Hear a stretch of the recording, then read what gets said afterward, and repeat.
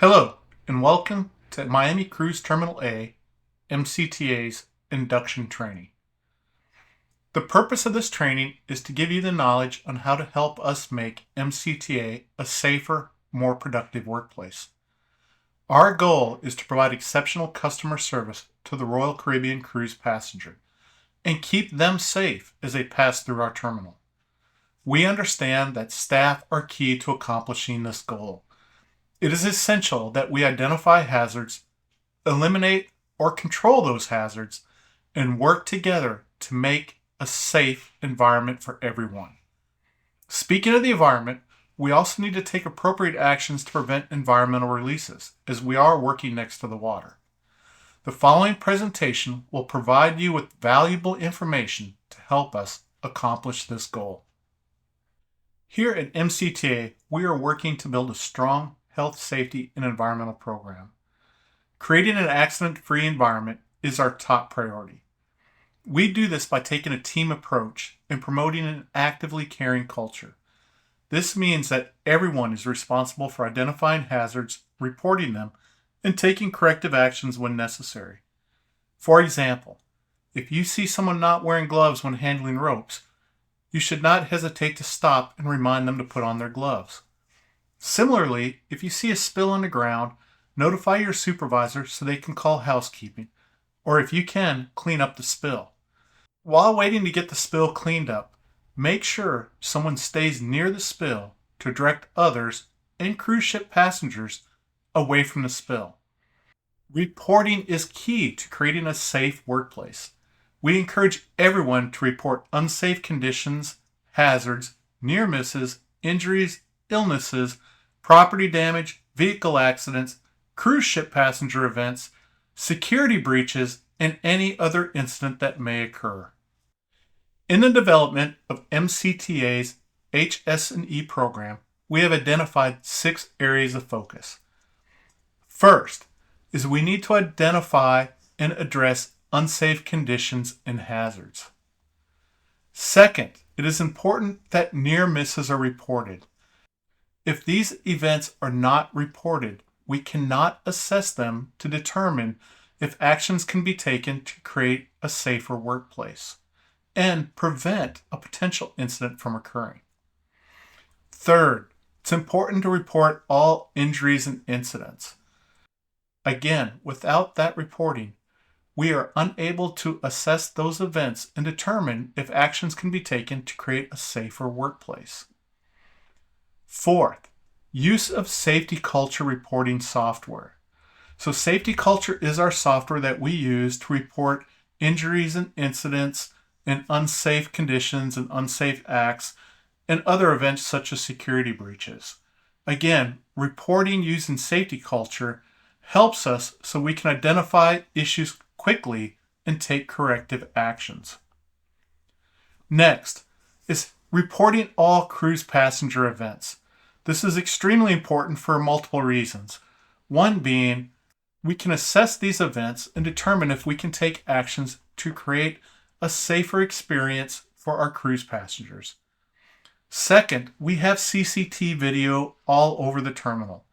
If a cruise passenger is injured, we can capture that CCTV video to help us perform an assessment. Finally, management does review all events, and as needed after an injury or incident or a major near miss, we do incident investigations. Again, this is to help us improve the workplace and make it safer for everyone. The following are some examples of identified hazards found around the MCTA terminal. First, we have water flowing out onto the concrete in front of the building. Now this is where passengers as they exit the building will be congregating and potentially a slip hazard. When this occurs, we contact staff to go out and help clean up the water so it is not slippery. Here it was identified that doors were opening out onto the dock area and people were walking along the side of the building and could potentially be hit by a door. So yellow borders were put around the door areas so people would know to be aware of the hazard. Additionally, we ask that all doors are opened slowly since there are no windows in those doors, and this is done for security reasons. Here's a picture of the curbs and the walkways. The yellow paint was starting to wear out, and we were concerned that cruise passengers could trip or fall when stepping off the curb. So again, the paint was updated so it was nice and bright and passengers could see the curb. Similarly, it was raised that there was a concern when ships were docked and the ropes were out that if you were near the bollards and a rope snapped, it could cause a serious injury. So here, a border was placed around the bollard to remind people not to enter that area because it is hazardous. Now let's take a minute and talk about a few operational requirements here at MCTA. First, all personnel must enter the facility at the crew access door. This is because all bags entering the facility must be scanned for security reasons. When walking out on the dock area, it's important to remember that the dock is busy. There's a lot of equipment moving around, and you need to make sure you are staying close to the building in the designated walk areas. The requirements for personal protective equipment, or PPE, will be dependent upon where you are working. If you are down on a dock area or handling luggage, safety shoes with a safety toe is required. Safety glasses are required for an area where there's a potential for debris to get into your eyes. When working near the water, you need to be wearing a life vest, and that is regardless if you're driving a forklift or if you're standing near the edge of the dock. And then finally, anytime working out in the dock area, you're required to have high visibility vest on. This also includes areas such as the front of the building when directing traffic or when working in the parking area. You should talk to your supervisor about any other required PPE or safety materials needed to complete your job. This could be things such as gloves when handling ropes, or surgical style gloves when using cleaning materials, hard hats if there's potential something that could fall on your head, when working at heights, use of fall protection, when directing traffic, using traffic wands or lighted wands, or when performing maintenance on electrical equipment, using lockout tagout. Shifting gears to security. All staff are required to have a TWIC card, or Transportation Worker Identification Credential. Again, this is a requirement to work at MCTA. If you have any questions, your supervisor or MCTA management will be able to assist you. Prior to the start of each workday, your management or supervisor should provide a pre-work briefing. In this briefing, the minimum areas that should be covered will include review of work planning for the day, discuss any health, safety, and environmental issues. For example, if there's hazards that you're going to be dealing with and what the controls for those hazards are.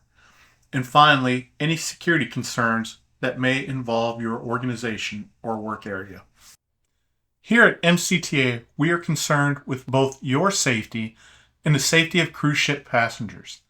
We need your help to ensure that our customers have the best experience possible.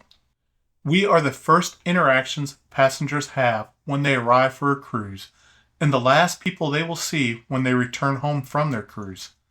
Please be kind and courteous and help them when possible. If passengers have questions you cannot answer, ask your supervisor or MCTA management for assistance. Here are some operational processes we have implemented to help improve safety across MCTA. All passengers and their luggage will go through security screening. This is very similar to what they go through at an airport. Escalators are one of our focus areas for passenger safety. Passengers trying to take large bags or multiple bags on an escalator are at risk for losing their balance and falling. If you see this, we ask that you please direct the passenger to the elevators. Due to cruise passengers falling on escalators, especially on the third floor as they head down to baggage claim, we added bollards or poles at the front of the escalators. In addition to the bollards, we have staff stationed at the top of the escalators to direct passengers with bags and small children to the elevators. This effort has reduced the number of incidents where cruise ship passengers have been injured on escalators. If you see passengers coming off the cruise ship and they look like they need assistance, do not hesitate to stop them and ask them if they need a wheelchair or other type of assistance. Unfortunately, we have passengers who are a little older and tend to trip on their luggage or stumble and lose their balance and fall. Your efforts will help prevent any type of injuries from this type of incident. Prior to leaving the terminal, passengers will need to collect their luggage and go through Customs and Border Protection, CBP. Passengers with passports do not need to pull them out as CBP uses facial recognition. If a passenger does not have a passport, they must go through the U.S. birth certificate line. Passengers on international cruises will have to declare any items they have purchased. This declaration will include any fruits and vegetables, meats or animal products, flowers, live animals, or currency over $10,000. After clearing Customs and Border Protection, staff may be asked by cruise ship passengers how they retrieve items that were confiscated because they were not allowed on the ship. These items can be collected at the front of the building on the east side near Passenger Zone Pickup Number 2. For everyone's safety, we have a couple of final reminders. First, only use designated walkways. This includes at the front of the building when crossing the road over to the bus terminal, or when on the dock and crossing over to the ship side of the dock. Additionally, we have added a walkway from Terminal A to Terminal AA on the east side just past Passenger Pickup Zone 1. This walkway is designed to keep passengers from having to enter traffic to get over to Terminal AA. As a reminder, when using stairs, please use the handrails. And finally, when stacking materials, please ensure that it is not unstable and will fall. For example, if on the dock a bowl rail is being removed, it should not be stood up on its ends, but instead placed in the bowl rail holding area. As a recap, how can you get involved in MCTA's Health, Safety, and Environmental Program? First, help cruise ship passengers when they need assistance. For example, if you see a passenger who has mobility issues, ask them if they would like a wheelchair. Or, in hot weather, if passengers are waiting for the terminal doors to open, and you notice a passenger struggling with the heat or having trouble standing for a long period of time, contact your supervisor or MCTA management and work together to help the passenger. Next, do not hesitate to report incidents such as near misses, injuries, illnesses, environmental releases, car accidents, property damage, and all other events that may occur. Similarly, report hazards when you identify them. Your reporting will help us identify hazards and take actions to make MCTA a safer place. When you see unsafe acts or conditions, take action. It is important that we watch out for each other and make MCTA the best place to work. Stop work or pause work. If you identify an uncontrolled hazard or are unsure how to do a specific task, pause the work and address the concerns you have. If we do not have the appropriate equipment on site, or it may take a day or longer to address your concerns, then we need to stop work until the conditions are addressed. It is important that you know that no adverse actions will be taken against you when you stop or pause work, especially because of a health, safety, or environmental concern. Additionally, you should not hesitate to report issues and events. MCTA leadership is focused on making MCTA the safest place possible, and you will not be reprimanded for reporting. As you complete this training, take the time to find out who is your representative for the MCTA Safety Committee. Talk to them about any concerns you may have, or if you have ideas on how to improve MCTA, both operationally or when it comes to health, safety, and environmental programs. The MCTA Safety Committee is intended to be your voice on how to prove MCTA. Do not hesitate to get involved. This concludes our MCTA induction training. If you have any questions, do not hesitate to ask your supervisor or MCTA management. Let me be the first to say, welcome to the MCTA family.